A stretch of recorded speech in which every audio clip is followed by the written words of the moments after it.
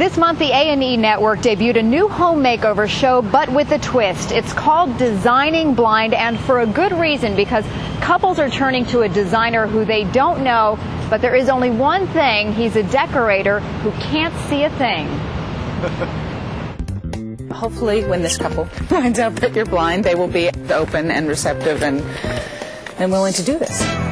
You said you're blind? Yeah, I'm blind. Okay. I'm totally blind. Totally blind. Totally. Surprise, huh? Well, my designer is blind. I'm not very comfortable at this point. No, I'm going to have to prove myself. This is the bedroom. And this is going to be the baby's room. Correct. There's an enormous bed here, Eric. I don't know if you can feel this Oh, yeah. giant bed. The thought of me going blindfolded from this point on is really crazy. What animal do you think this is? Feel your way around. Don't be afraid to really feel the crib. There is a shelf to put diapers and things of that sort. Blind men and crowbars are not mixed. Here it is. One!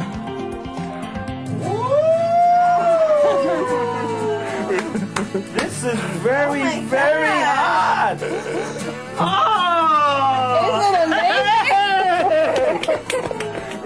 And Eric B. is the blind designer at the center of the show, and Alexander Hedison is the co-host of Designing Blind. Good morning to you both. Nice to have you here.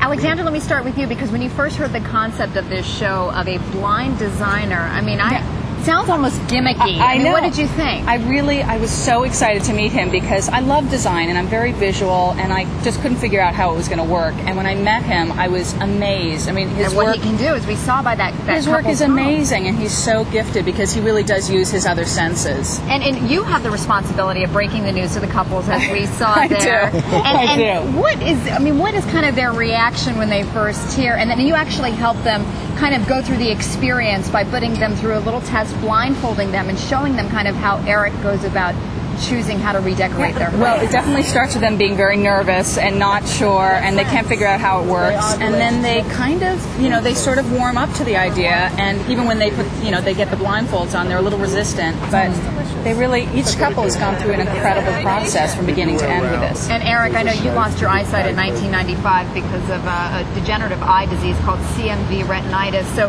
how did you even get into redesigning homes? At that time I was actually remodeling my home in the Hollywood Hills, and what I realized quickly is, the process shifted from wanting my house to look good to wanting it to feel good. As you really rely on the feel and the smell and the senses. You also have some special tools that you use, Eric, including these are the specially raised blueprints that really help you kind of see the layout, feel the layout of the house. Correct, yeah, I can feel